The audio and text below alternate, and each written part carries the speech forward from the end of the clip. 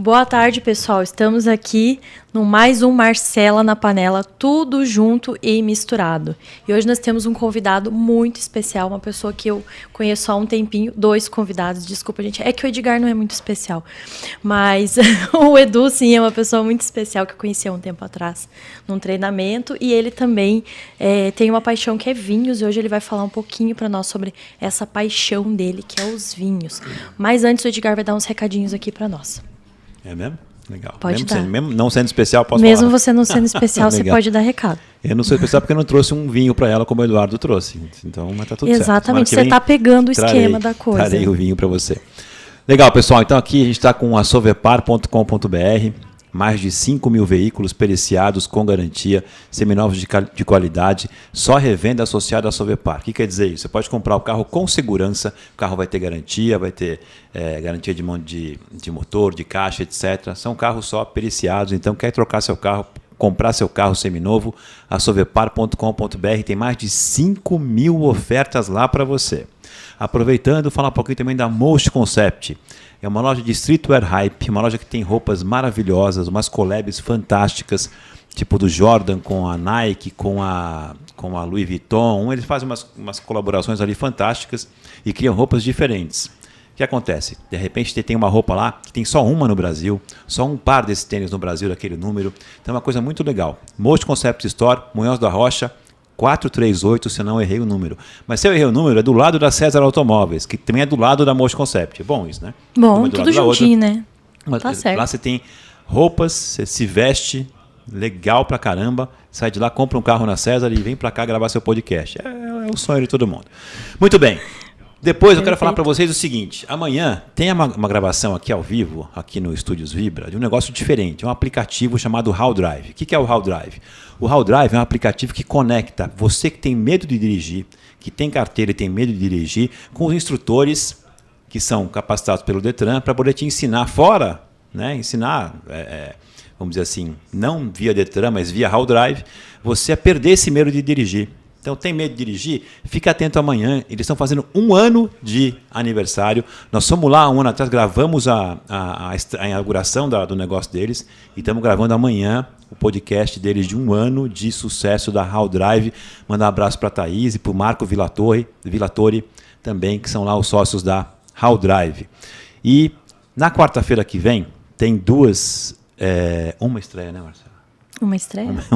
Tem uma estreia aqui muito legal, que é o seguinte, quarta-feira está bem agitado. À 1h tem Dog Talk Show, que estreou hoje, agora há pouquinho aqui com a gente. Sucesso muito legal. É o Dog Canalha, que virou Dog Talk Show. À 1h. Às 2h tem Érica Natas com Arquitetura. Também acabou de gravar aqui, acabou de sair daqui. 15h tem Marcela na Panela, que é esse podcast aqui, que ela vai fazer com outro convidado. Às 19h tem o Anima Podcast, que é aquele podcast voltado à mulher. E às 20h tem o lançamento da semana, que é Caldeirão da Rosa, que é um podcast voltado para terapias holísticas. Então, o primeiro assunto, pelo que a Suzana me disse ontem, vai ser essa invasão alienígena que está ocorrendo aqui no mundo.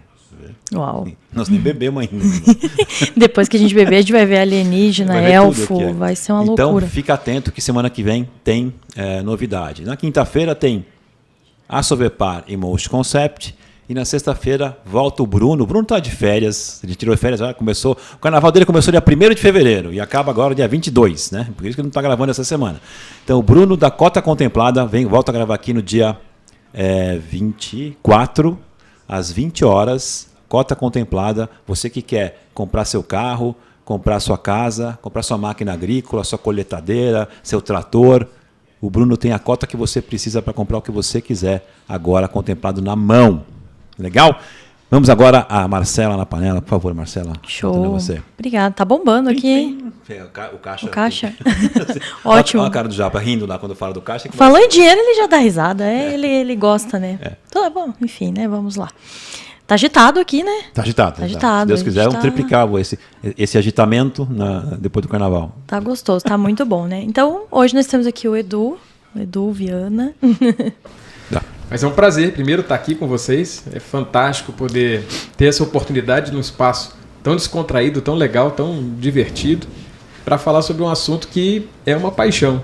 Eu não sei se todos que estão aqui assistindo são apaixonados por vinho também, como eu, mas eu acredito que a maioria tem alguma simpatia, pelo menos. Se não gosta, pelo menos tem algum amor ali, algum carinho, alguém que ele conhece que gosta de vinho.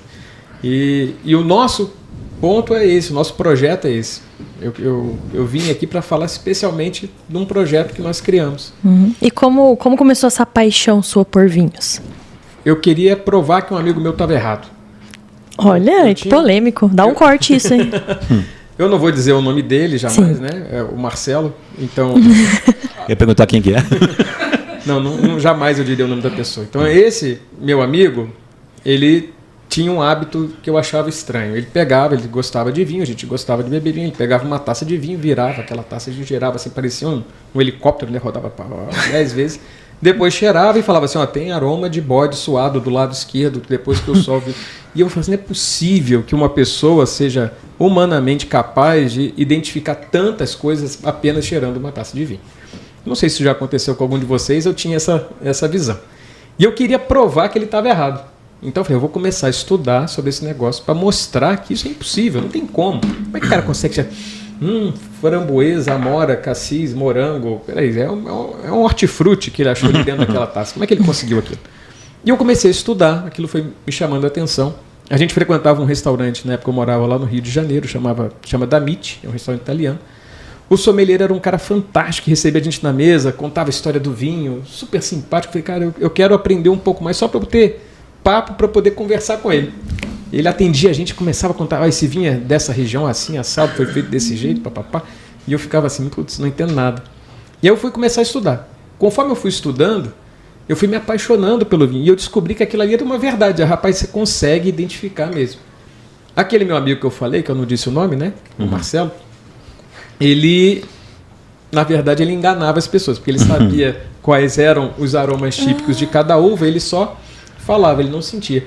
Mas eu descobri que a gente tem como treinar. O nosso nariz, ele não está treinado. Infelizmente ou felizmente, depende do ponto de vista de cada um. A gente vive numa sociedade, num momento em que as pessoas estão muito voltadas para o estímulo audiovisual, que é o caso aqui do podcast. Infelizmente, você que está aí assistindo a gente, nesse momento não pode sentir os aromas que a gente vai sentir no vinho. Daqui a pouquinho. Mas no futuro, quem sabe, eu acho que isso vai ser resolvido. Não deve levar muito tempo, a tecnologia chega lá. Então as pessoas estão tão acostumadas que elas perderam o hábito de cheirar as coisas. A pessoa vai no mercado, vai numa feira livre, vai numa padaria, ela não pega e cheira os alimentos. É verdade. É um hábito que a gente foi perdendo com o tempo. Quem é do ramo de gastronomia se familiariza com isso, porque se você quer saber, por exemplo, se uma fruta está madura, o que um chefe de cozinha faz? Tem aquelas simpatias, né? O abacaxi você puxa a coroa ali, se soltar fácil, está maduro. Mas o que faz mesmo a diferença para um chefe de cozinha saber, um cozinheiro experiente saber se uma fruta está madura ou não, é cheirando. Ele pega... essa aqui está no ponto, essa aqui está verde ainda. Assim. E a gente foi perdendo isso. Então, por essa razão, a gente perdeu essa habilidade natural que nós temos, que é identificar os aromas. Então, eu comecei porque eu queria provar. E eu acabei sendo fruto da minha maldade. A minha maldade saiu, como diz o outro, né? O tiro saiu pela culatra, mas foi um bom tiro. Aí eu comecei a me apaixonar por vinho, comecei a estudar. Eu amo estudar, eu sou uma pessoa que gosta. Quando eu me interesso por um assunto, eu vou, pesquiso, faço cursos, eu invisto em livros, revistas, eu busco o máximo que eu posso aquela informação. E aí eu descobri uma coisa muito interessante. Quanto mais eu estudava sobre vinho, menos eu entendia. Engraçado. Eu ficava com um conhecimento, mas eu não sabia aplicar, eu não tinha a experiência. É mais ou menos assim. Imagina você que está assistindo a gente aprender a dançar lendo um livro. Como é que seria isso? Difícil, né? Se você não praticar 2 para lá, 2 para cá, você não vai aprender. E o vinho é mais ou menos a mesma coisa. E eu só comecei a aprender sobre vinho quando eu descobri uma coisa super interessante, que era uma coisa chamada confraria. E eu não sabia o que era isso. Isso foi... Não. A maioria de vocês, a idade média aqui do blog do podcast deve ser 25 anos, né? 18 anos, 25. Vocês não eram nascidos nessa época. Quando eu comecei, nossa primeira confraria foi em 1998. Uau! E aí a gente tinha um grupo de pessoas que gostava de vinho Eu morava na região serrana do estado do Rio de Janeiro, em Teresópolis, e a gente não tinha acesso a eventos de vinho, só na capital, e você não ia pegar o carro para ficar 2 horas no trânsito para participar de um evento de vinho, beber e voltar para casa dirigindo. Não tem nem lógica, né? E a gente queria um encontro em Teresópolis. Naquela época não existia o WhatsApp, não existia... Quem não é dessa época não vai entender isso. Não existia WhatsApp, não existia YouTube, não existia... A gente se comunicava por e-mail. Devia ser difícil, né? Era difícil. Nem imagino como seja. Mas a gente sobreviveu. E aí a gente se comunicava por e-mail. Tinha um grupo de e-mail, você mandava um e-mail para um grupo e as pessoas que estavam cadastradas naquele grupo recebiam aquele e-mail, respondiam. Era assim que era o WhatsApp antigamente. E aí eu mandei uma mensagem. Gente, tem alguém em Teresópolis que gostaria de participar de um evento, gosta de vinho, gostaria de ter essa oportunidade, talvez ir num restaurante? E aí uma pessoa do grupo fez uma resposta interessante. Ele falou assim, não tem, mas por que você não cria uma confraria? Olha. Eu falei, como assim? Pode criar uma confraria? Para quem que eu peço autorização? Onde é que eu registro isso? E eu não tinha essa consciência. E aí dali surgiu a primeira confraria. Ela se chamava Terenófilos, que eram os enófilos de Teresópolis. E a gente fez o primeiro encontro. 30 pessoas se reuniram no restaurante, 30 pessoas que não se conheciam, nunca tinham se visto. Apenas através de um e-mail que eles receberam. Vamos se encontrar? Vamos. Tal dia, tal hora, no restaurante tal, vai ter um menu preparado pelo chefe. Cada um leva o seu vinho e a gente vai ter uma tarde de bate-papo. E o que talvez a maioria achasse que poderia não dar certo, criou uma família. A gente ficou amigo de uma maneira que até hoje a gente mantém esse relacionamento próximo, às vezes mais próximo até do que uma pessoa da família. E aí, bebendo vinho com esses meus amigos, foi que eu comecei a aprender. Porque até então era fácil, olha, esse vinho é assim, tem corpo alto, médio, baixo, é seco, molhado. Até porque as expressões do vinho são interessantes, né? Um vinho é seco, o oposto seria o quê? Suave, né? Não, seria molhado, mas a gente fala de suave. E o suave, o oposto seria o quê? Ríspido, seria áspero? Não, é seco. Então, os nomes são diferentes. Até você se adaptar com essas nomenclaturas, com as características, entender um pouco de cada vinho, das uvas, você só vai saber, só vai aprender bebendo. E é daí que saiu aquela frase, nunca fiz amizade bebendo leite? Olha, eu nunca fiz amizade realmente bebendo leite, mas é provável que seja daí. E é esse o ponto, porque o vinho ele tem a comida. Vocês que trabalham dessa área, né, quem é da área de gastronomia sabe disso. Nada fixa mais a memória de uma pessoa do que uma comida. Por isso chama comemoração. Você come e memora. Você lembra aquilo que você fez. Então o vinho e a comida, quando você está uma bebida ou a comida, quando você está num ambiente descontraído com pessoas legais, com amigos, com pessoas que você gosta, cria uma boa amizade, isso gera um gatilho. É um gatilho. Quem viu Ratatouille sabe disso, né? O cara volta lá na infância. Então, as boas memórias elas são regadas com vinho e com a comida, com a gastronomia. E isso faz com que crie essa amizade. Por isso que é tão fácil você criar uma amizade. Onde é que muitas vezes, quando você vai na casa da mamãe, da vovó, da família, onde é o lugar onde as pessoas mais se reúnem? É do lado da mesa, na cozinha.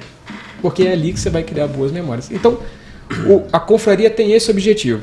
Objetivo número 1, ajudar as pessoas a entenderem um pouco mais de vinho. E segundo, fazer com que haja essa confraternização. Por isso que é confraria. Legal, muito legal. Perguntar para você uma coisa, Eduardo. Eu tive restaurante durante muito tempo, né? E aí agora eu voltei a fazer uns pratos maravilhosos. Você até ontem comentou. Sensacional. A gente foi no Barbarã ontem, mandar um abraço pro Igor aqui, no Barbarã. Marilda, você está viva? Por favor, dê notícias, né? Não sabemos. Marilda tomou 2 traumatismos ucranianos. E um daqueles... E uma Claudionor. E ela não apareceu hoje. A gente está preocupado. Acho que ela deve estar... bom. O nome é sugestivo. E aí, eu tenho feito assim os pratos. Por exemplo, eu fiz um mignon molho mostarda, sob leito de parafuso sem glúten, com legumes ao vapor. Que vinho que vai nesse aí? É um vinho tinto. Com certeza um vinho tinto. Vinho tinto. Tem que tomar cuidado só com o molho, porque a mostarda, dependendo da intensidade, ela pode passar do vinho. Mas o Cabernet Sauvignon aqui do sul-americano, eu acho que acompanharia bem esse prato. Com um mignon com quinoa, continua com vinho tinto? Continua com vinho tinto. Carne vermelha, vinho tinto? Normalmente sim, não é uma regra. Uma das coisas que eu ensino para os nossos alunos, quando a gente vai falar sobre vinho, é como formar um especialista em vinho. Vocês gostariam de se tornar especialistas em vinho? Interessante. É uma coisa interessante. Isso é rápido, vai levar 10 segundos no máximo. Bora então. Vamos lá. Então tá bom, vou transformar vocês em especialistas em vinho. Toda vez que alguém perguntar alguma coisa para você sobre vinho, você responde o seguinte: depende. Boa. Pronto. Gostei, já sou Agora você já é um especialista em vinho. Posso servir carne vermelha com vinho branco? Depende. Porque nunca é certo, nunca é exato. Eu já tive várias experiências, hoje em dia a gente acaba aprendendo um pouco mais com isso, a diversidade acaba ajudando a gente, se a gente olhar pelo prisma positivo. Quando você tem um canal, como eu tenho no Instagram, você começa a falar, vocês têm aqui, a gente está colocando a cara para o mercado, para as pessoas. Tem gente que concorda, tem gente que não concorda. Luiz Fernando Veríssimo, ele tinha uma frase interessante que ele dizia que as duas coisas que se falam mais bobagem no mundo é sobre o ponto G feminino e o vinho. Eu não entendo nada do ponto G feminino. Então, do vinho, eu vou dizer... Depois dou uns toques para você, fica comigo. Do vinho, eu sei que realmente muita gente fala baseado no quê? Em algo que ouviu. O que é isso? O que aconteceu? Não, você fica falando essas coisas que se manifestam, né? Não foi o meu, tá dizendo? Foi a Marcela. É o povo falando que... Foi da Marcela. Foi rápido. O povo falou, suspende o vinho do Edgar, mas ele nem começou a beber ainda, gente. E aí as pessoas, elas têm uma prática de querer buscar o perfeito, o exato. Por exemplo, qual é a harmonização perfeita para vinho? Primeiro que eu não acredito em nada perfeito. Eu acho que a gente pode aperfeiçoar cada vez mais. E tem uma questão de gosto. Eu vou fazer uma harmonização a melhor possível com um ingrediente que você não gosta, não vai casar, não vai dar match, não tem jeito. Então, o que acontece é, as pessoas elas têm uma tendência a criar um paradigma, que eu quero criar um padrão. Vinho tinto só serve com isso. Eu tenho uma frase que eu uso sempre quando as pessoas falam para mim. Seu vinho, suas regras. É isso aí. Boa, gostei. Você vê, na época, você deve conhecer esse vinho, o Liebfrommisch, José Friedrich. Liebfrommisch. O leite da mulher. Falou de leite? O leite da mulher amada. É isso aí. Que era branco, né? E aí era com peixe. Aquela coisa tradicional. Aí o vermelho, carne vermelha era com tinto. Isso. E o frango varia. E o rosé fica onde nessa história? O pobre do rosé, gente. O rosé, ele está muito mais hoje para os frutos do mar, que é onde no meu paladar ele se encaixa perfeito. Camarão, lagosta, com todos os frutos do mar, inclusive peixe, dependendo do molho que você utilizar ali. E ele faz essa transição. Você tanto pode experimentar o vinho branco, como a carne que não seja muito gordurosa. Mesmo sendo uma carne vermelha, você pode experimentar um vinho tinto com um peixe. Meu avô tinha uma frase que ele falava que eu sempre gostava. Em Portugal é muito comum você tomar vinho tinto comendo bacalhau. E eu perguntava para meu avô, mas vô, pode comer vinho tinto com peixe? Aí meu avô falava, não, porque bacalhau é bacalhau não é peixe. Bacalhau é uma espécie à parte, né? E aí, isso já é uma característica daquela região. Eu vou brigar com ele por causa disso? Não. Agora, o que eu recomendo sempre? Experimente. Faça o seu gosto. Não vá apenas... Hoje a gente vive muito isso. Eu fui há pouco tempo para os Estados Unidos e lá é muito comum, quando você vai numa loja para comprar um vinho, as pessoas não compram mais pela região, ou pela origem, ou pelo tipo da uva. Elas compram pela nota. Agora todo vinho tem lá uma pontuação. Esse aqui tem 80 pontos, esse tem 85, esse tem 90, tem 92. Eu quero comprar o 99, o 100. Top of mind. Aí você fala assim, mas por quê? Porque alguém no paladar dele disse que era 98, 99. Então você está deixando de provar as oportunidades que você pode ter no seu redor, porque alguém botou uma nota no vinho. Como seria se alguém botasse uma nota em você e as outras pessoas não iam falar contigo? Seria mais ou menos isso. E você vê, o Chateauneuf du Pape também naquela época era bem famoso, até hoje, né? Até famoso. Hoje, né? O Corvo, Duca lá do italiano, né? O Liebfrommisch tem uma história interessante, né? Porque o Liebfrommisch foi um ícone aqui no Brasil na década de 80, 90. Não sei como é que você lembrou isso, é no YouTube, né? Que você viu a história do Liebfrommisch. Foi. Porque ainda da minha época não por isso que eu tô quieta, gente. Eu nem é da minha época. Não, porque eu sou muito novo, né? O Liebfrommisch, meu pai me contou. Entendi. Tinha um vinho. E tinha o Zeller, Schwarzkopf também, né? Zeller. Que era irmão. Então teu pai era bem entendedor de vinho, né? E era interessante porque esse vinho, ele é um vinho alemão. Ele é exportado para o mundo inteiro. E fizeram uma conta, algum tempo depois, e descobriram o seguinte: se você tivesse toda a região da Alemanha plantada com uva, não seria suficiente para produzir a quantidade de Liebfraumilch que era vendido no mundo. Então, o que se descobriu naquela época? O Liebfraumilch era uma fraude. Ele vendia como vinho alemão, mas as uvas provavelmente vinham ali do norte da África. E ele produziam muito. Muito. Nossa. Mas vinha com rótulo. Vendia muito. Vinho alemão, Liebfraumilch. Que era um custo-benefício interessante, né? Sim, na época, né? Sim. Não, e a história é legal, né? Eu vou sair para jantar com a namorada, minha esposa, minha noiva. Ó, vamos tomar um vinho aqui que é o leite da mulher amada. Alemão. Alemão, ó, que legal. Era o charme. Ele né? geladinho era muito bom. Ele e o Matheus Rosé eram os campeões. Né? Matheus Rosé também era bom. Uma história que uma vez a gente tinha uma carta de vinho que não era tão extensa assim, mas era uma carta legal. E aí o cliente perguntou assim pro garçom, né? Qual é a diferença do Cabernet e do Merlot? Aí Merlot tudo, né? Porque ele não sabia a diferença. Até hoje eu não sei qual é a diferença. Aí... vamos ver. É interessante, né? Até o advento do mercado americano se tornar o principal mercado de vinhos, não era comum você colocar o nome da uva no vinho. Era só a região, que é o caso Châteauneuf-du-Pape, que você falou, Bordeaux, Borgonha. Ninguém precisava falar qual é o vinho da Borgonha. A gente sabe que na Borgonha todo vinho tinto é feito de Pinot Noir. Então, mas para o mercado americano, o americano tinha dificuldade até de pronunciar aqueles nomes. Châteauneuf-du-Pape. É difícil para ele falar. Então eles começaram a pedir para colocar o nome da uva. E eles sempre identificavam, se a uva é Merlot, eu gosto de Merlot. A uva é Cabernet Franc eu não gosto muito, eu acho que é diferente. E aí começou a se colocar o nome da uva no rótulo. Por quê? Para atender essa exigência do mercado americano.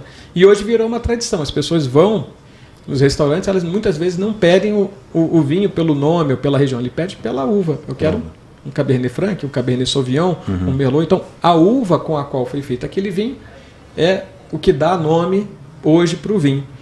E é interessante que as pessoas confundem. Eu tinha um restaurante no Rio, e uma vez a gente tinha um cliente que foi lá, estava acompanhado de mais 2 ou 3 pessoas, ele queria mostrar o quanto ele entendia de vinho. E ele falou assim, olha, eu quero que você me sirva aquele seu Chablis maravilhoso. Tá bom. Chablis nós temos na carta, claro, vamos. O garçom foi na adega, pegou o vinho, preparou, botou o balde, levou até a mesa, botou no guardanapo, mostrou para o cliente, não, tá errado.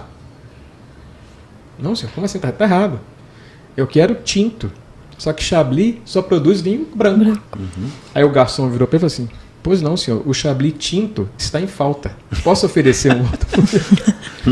Para não deixar o cliente constrangido. Sim. Por quê? E já aconteceu várias vezes, o pessoal quer aquele vinho branco, qual? Pinot Noir. Opa, Pinot Noir tá no ar ainda. É tinto. É. E as pessoas às vezes se confundem, é natural. Mas é que legal. o vinho ele traz isso, um pouco da sofisticação, né? Um pouco da sedução, aquela coisa de você ter um objeto de prazer, de luxo mesmo, né? De o vinho, desejo, né? De desejo. E acho que as pessoas querem saber, que entendem para se inserir nesse meio, né?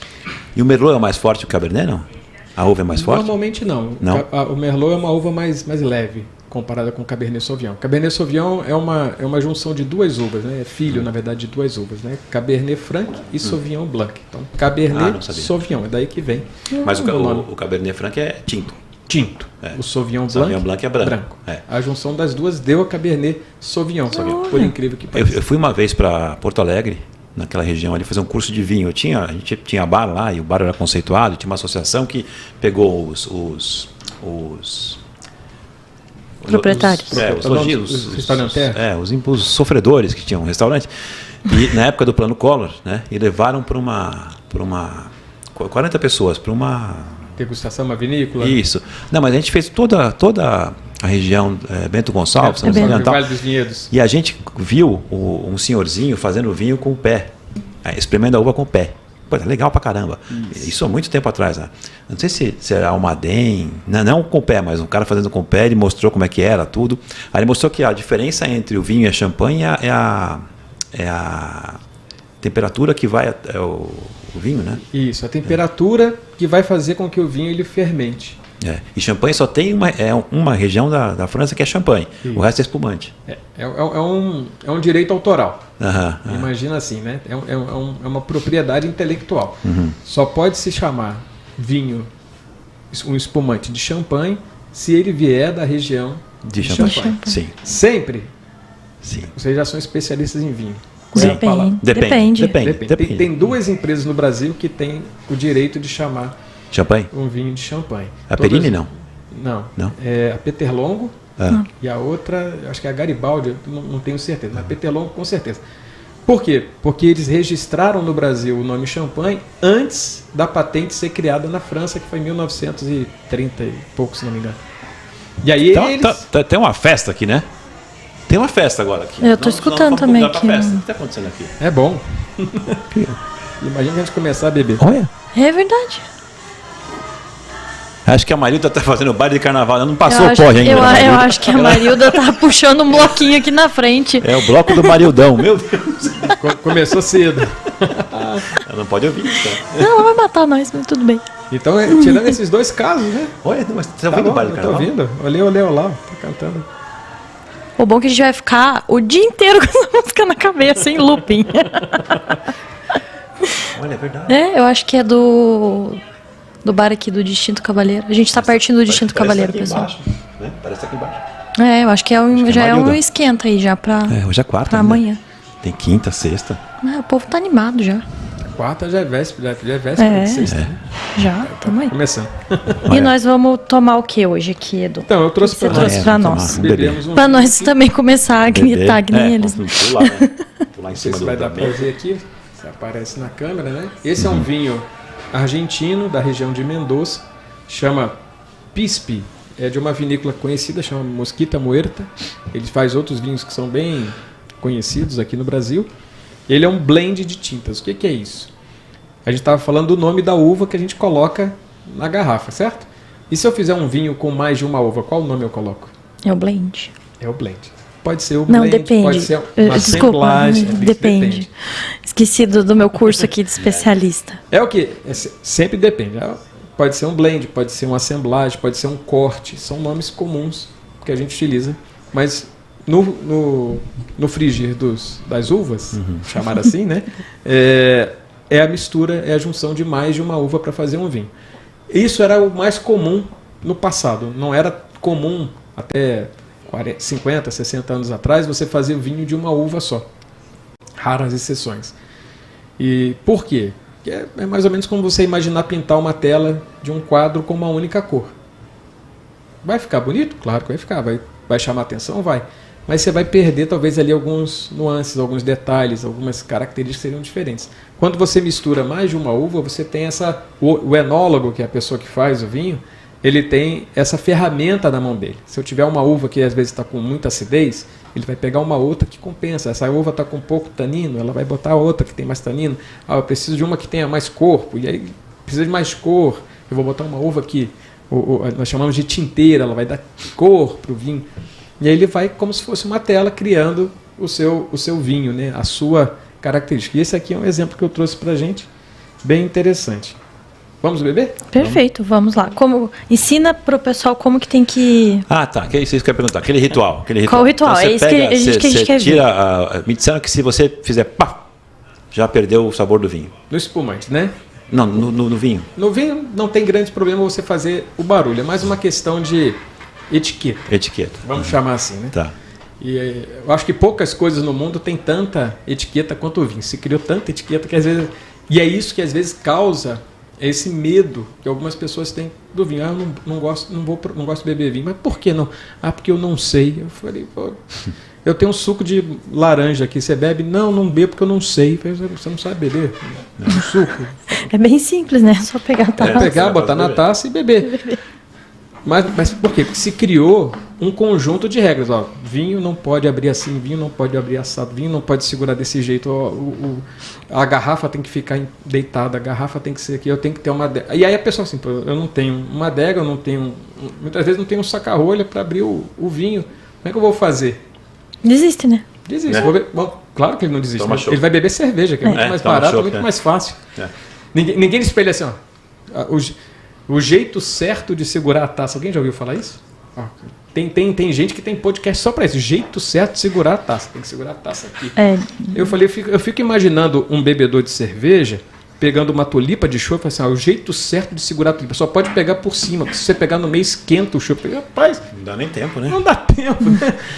Mas o vinho se criou essa tradição, tem que segurar assim. E aí essas regras acabam atrapalhando. Mas vamos falar um pouquinho delas. O que é importante para a gente?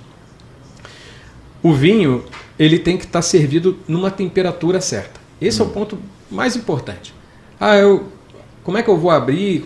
Se você pode abrir do jeito que você quiser. Se você tiver uma chave de fenda e conseguir tirar a rolha, tá valendo. Com o dente, pode abrir. O vinho é seu. Você está no meio da selva. Você, rapaz, eu não vou beber. A única coisa que eu tenho para beber aqui é a garrafa de vinho. Eu não vou beber não, porque eu não tenho saca-rolha para beber. Claro que você vai. Mas, lógico, uma coisa é um profissional que está dentro de um bar, de um restaurante, fazendo serviço. Ele tem que seguir a etiqueta. Tem uma forma de fazer. A outra é, eu sou um cliente, eu sou um consumidor, eu estou recebendo meus amigos na minha casa e vou abrir uma garrafa de vinho. Você tentar fazer aquilo que um garçom, que um sommelier, que um maître faz no restaurante, no mínimo vai ficar estranho, né? Nossa, peraí, deixa eu ver de qual lado eu sirvo. Você sentou naquela cadeira, eu só posso servir por aqui, não posso tirar por aqui. Não, você vai fazer isso em casa, vai ficar um negócio chato, entende?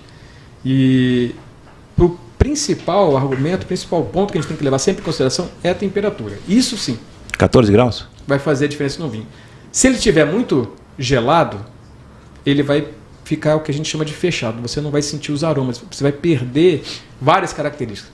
Se ele estiver muito quente, o álcool vai começar a te incomodar. Você vai beber, arde na boca, queima quando desce.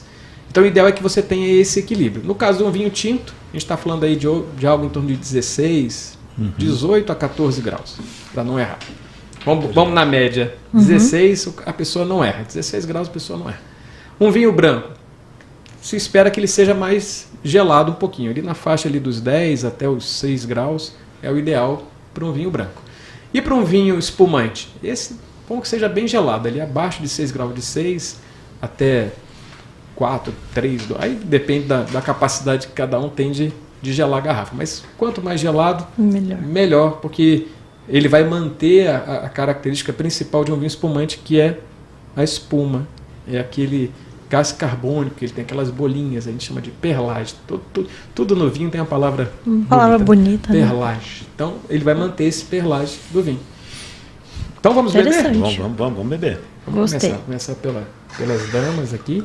Pelas damas. Muito obrigada. Eu não estou muito próximo, mas a gente chega lá. Ricardo, quer agora aí, Ricardo? Não, Ricardo? Não quer? Ricardo está tomando...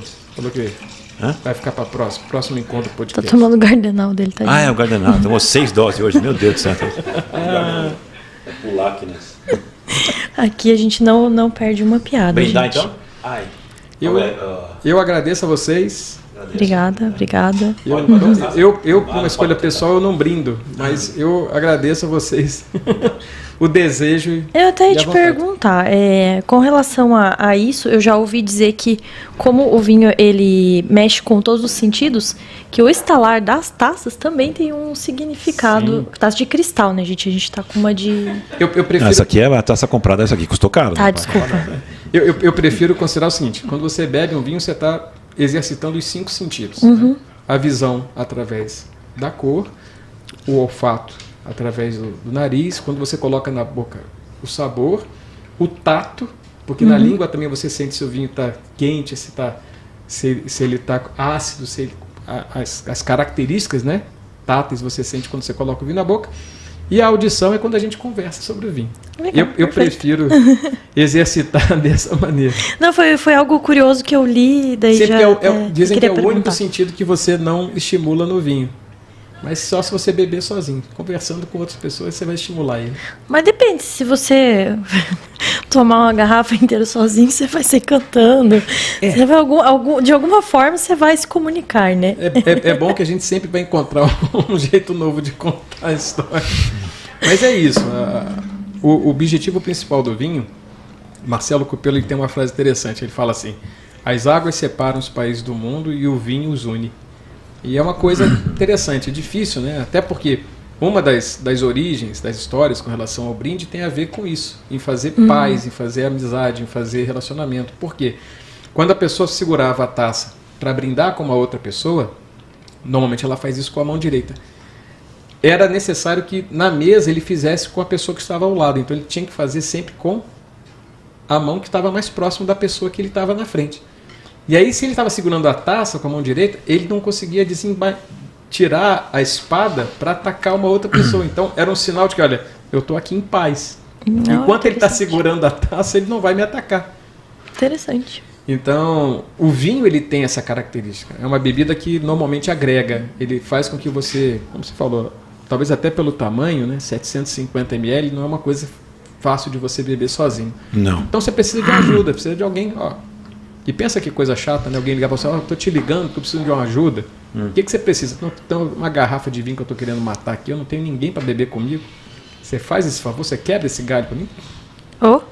Meus amigos que estiverem ouvindo aí, se você precisar de ajuda, eu estou aqui disposto. Mas também, você falou que você não brinda. convite. Você já falou por que você não brinda, não?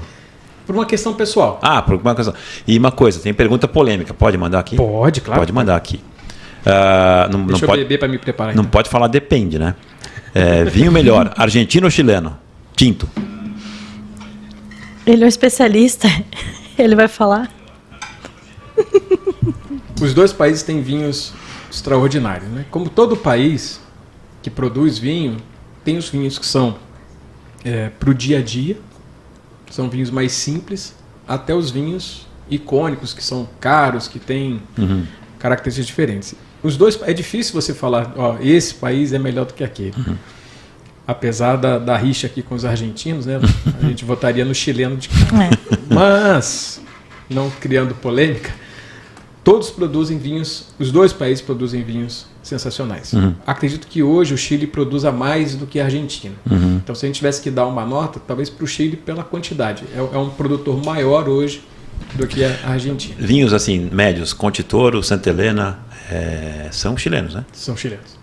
Qual outro santo? Santa Carolina. Sim, também é chileno? Também é chileno. Legal. E tem também aquele... Puxa, um que teve uma reedição agora dele. Não sei se é chileno. Qual? Que aquela amiga do Ricardo trouxe aqui aquele dia, cara, eu esqueci. Eu não lembro. Não lembro também. O Chile Também não tem muitos vinhos. Hoje os vinhos mais icônicos do Chile, a Conche Toro é uma vinícola, talvez a maior vinícola do Chile, produz um vinho icônico que chama Casileiro del Diablo. É o Casileiro. Não sei se é tá. esse. E eles fizeram agora várias... Uma reedição, né? Dele, tem várias reedições, rótulos diferentes. Sim, Que tem uma história, que a vinícola, né, o dono da vinícola, Dom Melchor de Conche Toro, criou uma lenda dizendo que o diabo habitava a adega. E aí as pessoas tinham medo de entrar na adega e não roubavam o vinho dele por causa disso. Aí por isso que virou Casileiro del Diablo. As pessoas... legal. É que nem a história da manga com leite, né? Você diz que manga com leite mata porque todo mundo na época comia manga, não podia roubar o leite dos caras. Se comesse, morria. Tem gente que acredita nisso até hoje, né? Que manga com leite faz que mal. não come, né? Eu não sei como é que faz sorvete de manga, então, né? Como é que faz? É fatal. Sem lactose. É fatal, você só toma uma vez fatal, na vida. Você toma, morreu. O que vai fazer um sorvete de manga com problema? E os vinhos nacionais? O que você sugere aí de... Então, o vinho nacional é uma coisa muito interessante. O Brasil ele tem uma tradição recente na produção de vinhos. Principalmente a região sul, aqui do Brasil, produz há mais tempo por causa da imigração italiana, os imigrantes europeus que vieram para cá trouxeram esse hábito. E o vinho brasileiro tem melhorado muito. Quem acompanha a produção, como é o nosso caso, o meu caso, acompanha há mais de 20 anos a colheita de vinho no Brasil, você vê um crescimento enorme, desde aquela época ali do Almaden, de outros vinhos mais simples, né? Chateau do Valier. Chateau do Valier, é isso que eu estava tentando lembrar. Isso é bom demais. Aí, O vinho ele evoluiu muito. Só que ainda tem um certo preconceito.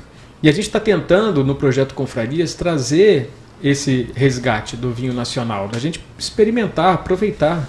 Tanto que o nosso próximo encontro, não sei se eu já posso falar disso. Pode falar. O projeto Confrarias ele tem como hábito fazer encontros, ajudar as pessoas a se reunirem, quem gosta de vinho se encontrar para poder beber, fazer aquilo que a gente falou, até por uma questão matemática. Por que uma pessoa deveria participar de uma confraria?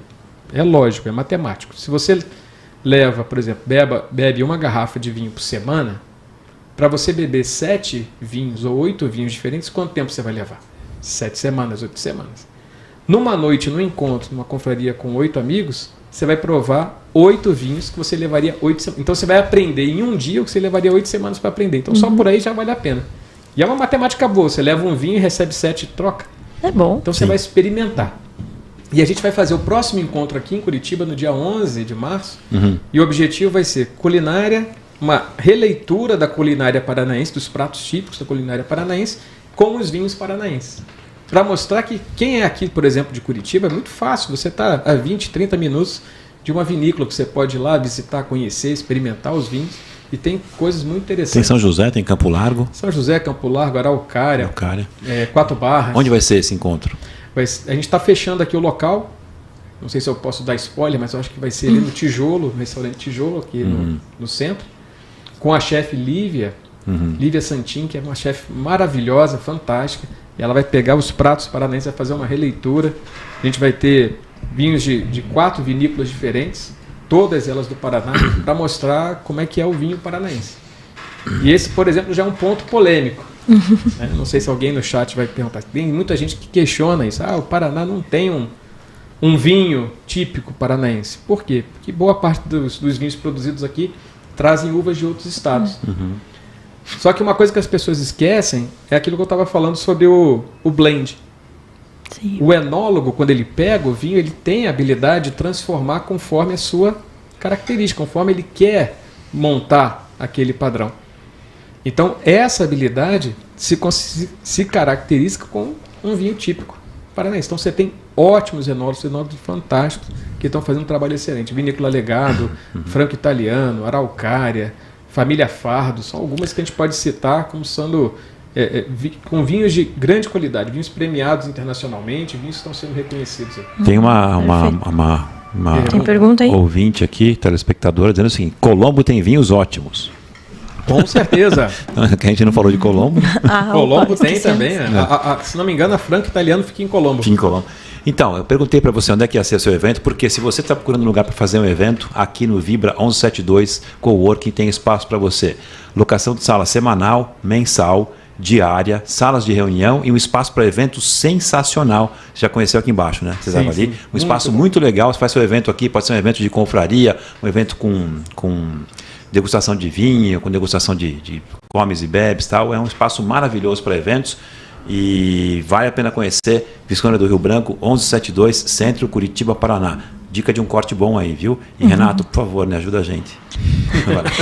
Eu tenho uma pergunta polêmica. Maria Alice também ajuda a gente, por favor. Marilda, por favor. Tem uma pergunta polêmica aqui. Vinhos enlatados. Eu tomei uma vez. Vamos falar um pouco disso. Sabe aquele Zé do caramba lá? Comprei. Sei. Puta. Vai, vamos ver o que ele fala. É interessante. A gente tem que entender uma coisa com relação a vinho.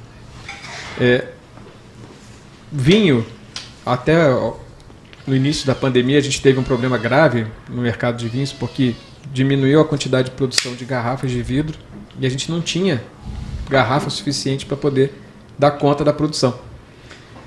E aí como é que a gente faz? Por uma questão de tradição, eu vou manter a garrafa de vidro só porque a gente faz desde sempre? Se fosse assim, a gente estava tomando leite no saquinho até hoje, né? Não existia leite de caixinha. Sim. As coisas elas vão evoluindo. O vinho não é diferente. Então tem duas coisas no vinho que são polêmicas. A questão da garrafa, ou seja, eu não vou usar uma garrafa, eu vou usar uma lata, eu vou usar... Tem vinho que a gente chama de bag in box, que são caixas tipo Tetra Pak, que também tem um preconceito enorme. E a questão da vedação, a rolha de cortiça. Rolha de cortiça é uma coisa que é produzida basicamente num único país do mundo, só Portugal e um pouquinho da Espanha que produz rolha de cortiça.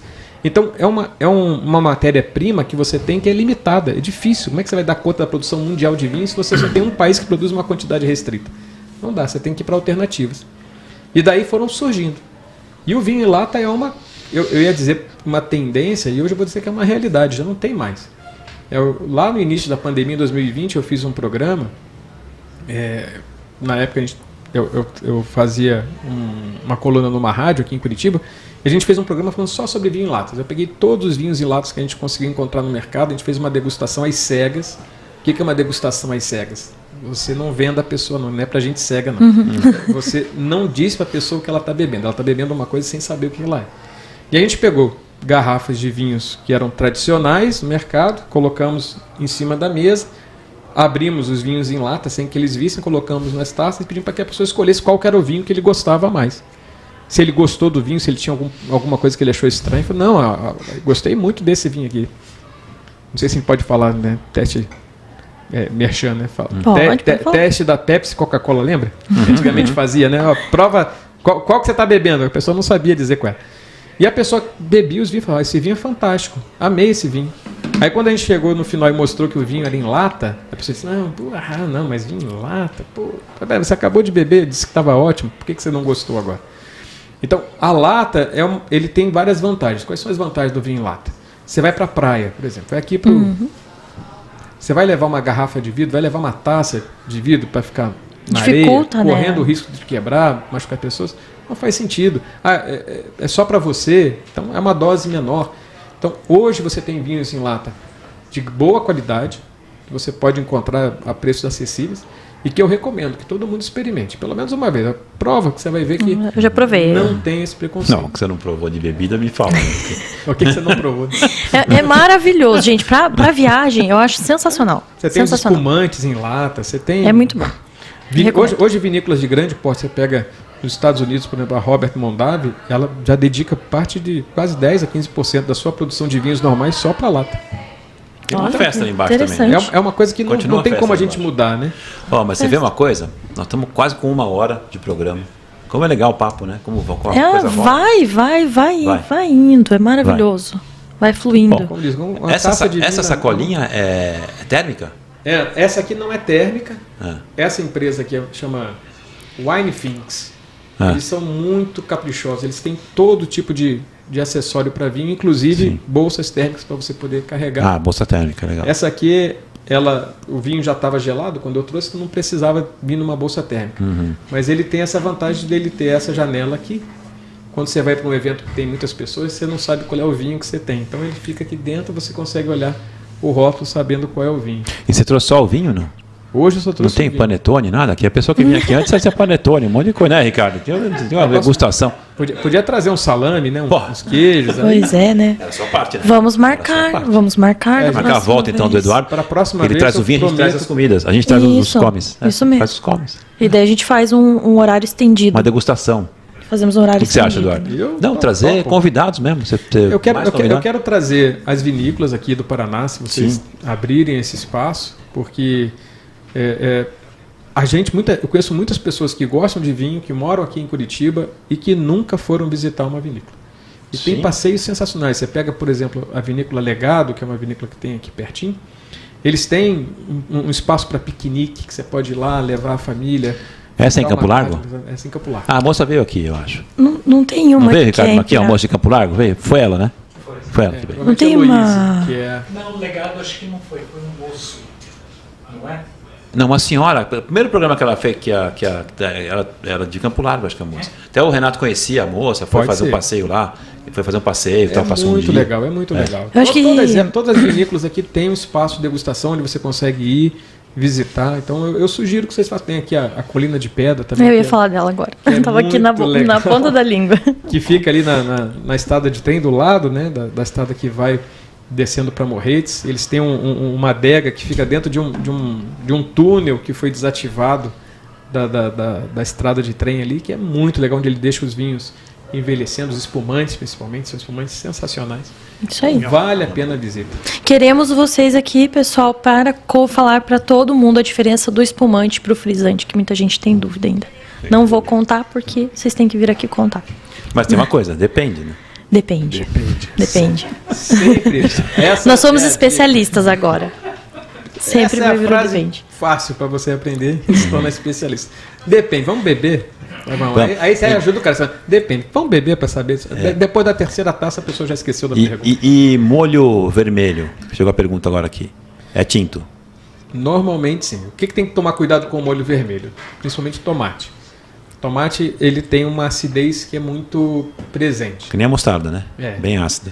Então o ideal é que o vinho tenha uma acidez que possa acompanhar. Normalmente quando você fala de harmonizar pratos, o que você faz? Ou você faz por combinação, a cor vermelha com o tinto que é vermelho, ou você faz por contraste. No caso da acidez, a gente vai fazer por combinação. Se eu tenho um prato com muita acidez, eu tenho que ter um vinho que tenha bastante acidez. Por exemplo, pegar um Chianti italiano, um vinho que tradicionalmente é um vinho que tem uma boa presença, ele vai fazer uma combinação excelente, principalmente com molho vermelho, massas. Isso fica sensacional. Perfeito. Monique, essa de Colombo, Monique perguntando o seguinte, que ela gosta de fazer steak à poivre verte.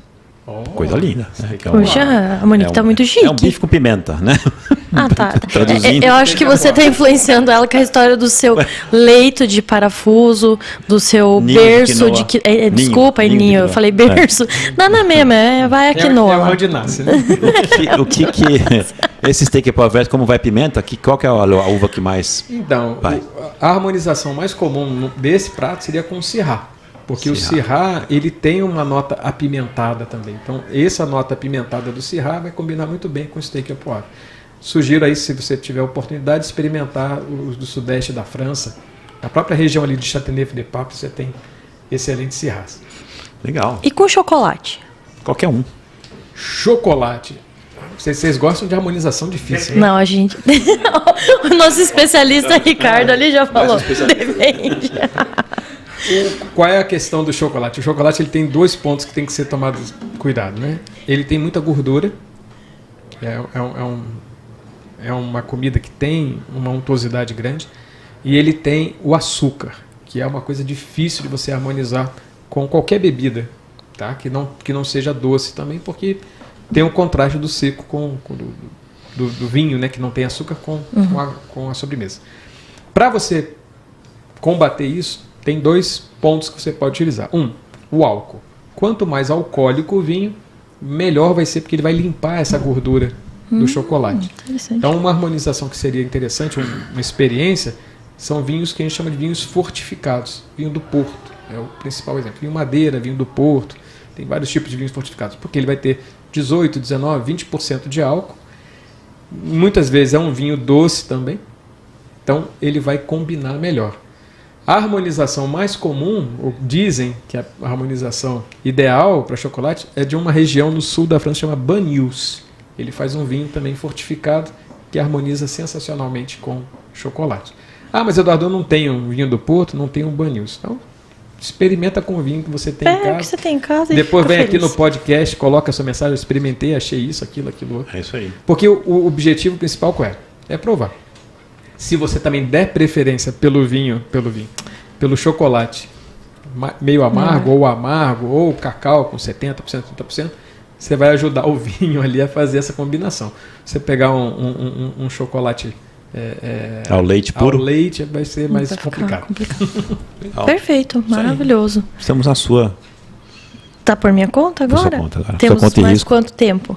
Já estourou 1 hora ali. mas Estouramos já? Então tá, pessoal. Assim, quero agradecer o Eduardo por ter vindo aqui. Eu quero que ele volte, né? Mas a gente vai... Não, o Eduardo é uma pessoa que tem muito assunto pra gente falar, né? Hoje a gente falou de vinho, mas a gente se conhece da época da PNL, né? Isso. A gente pode fazer também para o ponto G. Também podemos fazer. É uma boa. Tem muito assunto aqui, assunto. né? E eu gostaria que você voltasse, né? A casa está sempre aberta. E vocês também, se vocês estiverem disponíveis no dia 11, a gente vai mandar o convite para vocês estarem lá com a gente no dia da confraria, desse jantar que a gente vai fazer de culinária e vinhos paranaenses, vai ser muito bom. E quem quiser ir, faz como? Te contata como? Deixa aí os contatos. Procura a gente no Instagram. O Instagram é o nosso Perfeito. canal oficial, que é o @Projeto Confrarias. E aí lá a gente vai colocar a data certinho, como é que vai ser feito a venda dos ingressos. A gente está fechando ainda as vinícolas que vão estar participando. Tem alguns ajustes que a gente está fazendo ali no cardápio, mas está muito, muito gostoso. Vai ser, sem dúvida, sensacional. Uma coisa que eu falei para as pessoas que estão com a gente nesse projeto é que a gente faz o projeto com um objetivo muito claro: nos divertir. A gente está indo lá porque a gente vai se divertir fazendo isso. Eu tenho certeza que você indo vai se divertir também com a gente. Com certeza. Queremos a Lívia aqui também, viu? Com certeza. Queremos que ela venha aqui também contar para nós como que vai ser esse babado aí. Pode ser antes ou depois, ela que decide. E venha conhecer o espaço aqui do Vibra 1172, espaço para eventos, sensacional. Você conheceu ali, Eduardo gostou bastante, eu vi que você estava olhando ali. Tem espaço para umas 40, 50 pessoas aqui tranquilamente. E saiu de lá, vem para cá gravar o podcast. Isso aí, perfeito. Quero agradecer ao Edgar, novamente. Muito obrigado pela sua presença. Pela minha presença. Quero agradecer aqui por dispor um pouquinho do seu tempo, né? E agradecer ao pessoal que estava aí com a gente, né? Não percam. Próxima semana, quarta-feira, também, senão ele corta tudo. Marcela na panela. E agradecer ao Japa, zoado, né? Senão ele me derruba. Senão ele faz tudo zoado. Ele me derruba aqui, corta errado. Me põe com a cara desse tamanho. Eu sei, tem a vingancinha aí por trás. Eu sei, você não falou bem dele. Tem que falar bem, né? Mas vivendo e aprendendo. É isso aí, pessoal. Muito obrigada. E até a próxima semana. Valeu. Valeu.